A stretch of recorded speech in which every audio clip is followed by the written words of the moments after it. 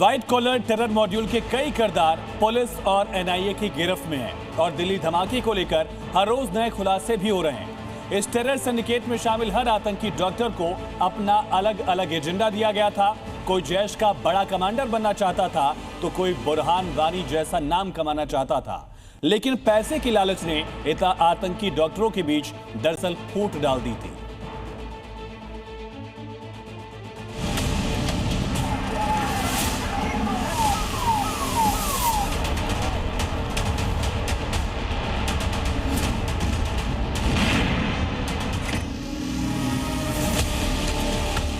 नाम डॉक्टर उमर नबी, मकसद बुरहान वानी बनना।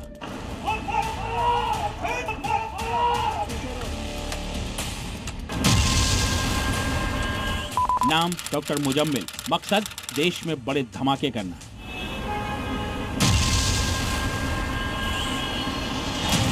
डॉक्टर मुजम्मिल और डॉक्टर उमर नबी व्हाइट कॉलर टेरर मॉड्यूल के वो किरदार हैं जिनके आपसी झगड़े की वजह से देश बड़े आतंकी हमले से बच गया।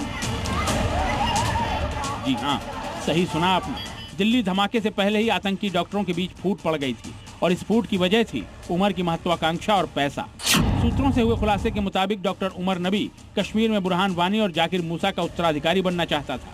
यही वजह है कि आतंकी हमले के लिए हथियार जुटाने के लिए उमर साल 2023 से ही एक्टिव हो गया था और आतंकी हमले के लिए सभी डॉक्टरों से पैसे लिए थे विस्फोटक खरीदने के लिए। डॉक्टर आदिल राठर ने 8 लाख रुपए दिए, डॉक्टर मुजम्मिल ने 5 लाख, डॉक्टर मुजफ्फर राठर ने 6 लाख, डॉक्टर शाहीन ने 5 लाख, जबकि उमर ने 2 लाख रुपए ही दिए।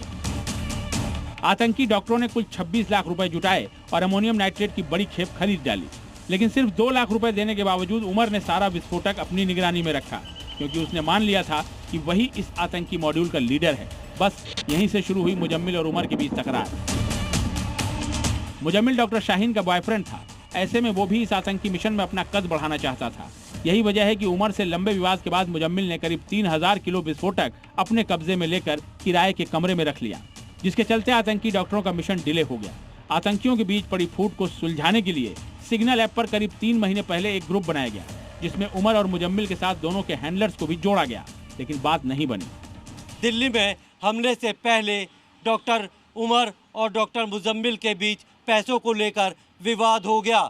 डॉक्टर मुजम्मिल ने अपने पैसे वापस मांगे और नहीं देने पर तमाम विस्फोटक और हथियार अपने पास रख लिए थे, जिन्हें बाद में सुरक्षा एजेंसियों ने डॉक्टर मुजम्मिल की निशानदेही पर बरामद कर लिया था।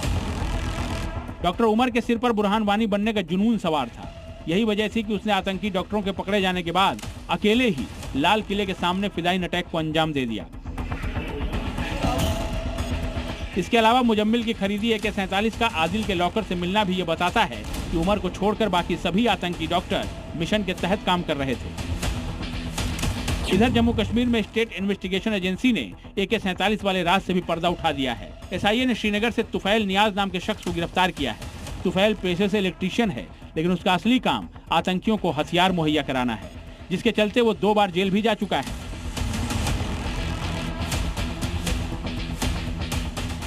तुफैल का पुराना आतंकी कनेक्शन रहा है, जिसकी तस्दीक उसके परिवार वाले भी कर रहे हैं। माना जा रहा है कि तुफैल उस OGW नेटवर्क का हिस्सा है जो उमर और मुजम्मिल जैसे आतंकियों को हथियार दिलाते हैं। जम्मू कश्मीर से लेकर फरीदाबाद और सहारनपुर से लेकर लखनऊ तक एजेंसियां अलर्ट हैं और तुफैल जैसे आतंक के मददगारों को चुन चुन कर सलाखों के पीछे पहुंचा रही हैं।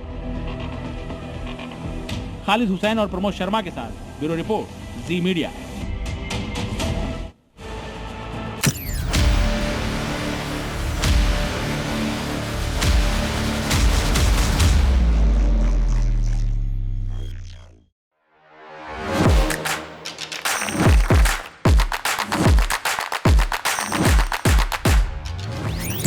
Welcome Dr. Subhash Chandra. And habit can be micro, macro, 66 times if you repeat the same thing, it becomes your habit.